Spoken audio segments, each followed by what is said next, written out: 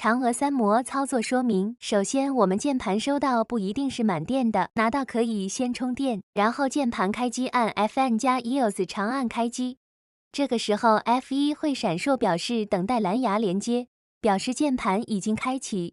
这时候我们按 Fn 加 FastC 长按复位，右上角的灯孔会闪烁，表示复位成功。我们在电脑上找到蓝牙连接，点击添加蓝牙。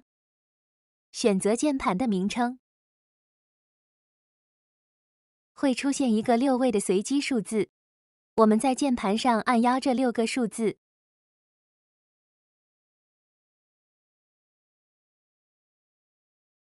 表示已经连接好了。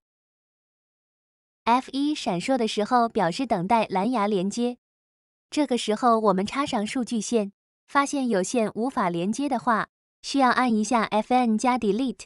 这个时候 F1不再闪烁，表示有线已经连接成功。如何切换 2.4G？F1闪烁的话，我们需要切换到 F4 通道，按住 Fn 加 F4。这个时候的话，我们看到4这里是在闪烁，表示等待的 2.4G 连接。然后我们再插上适配器 F4 常亮的话，就表示连接成功了。如何开灯？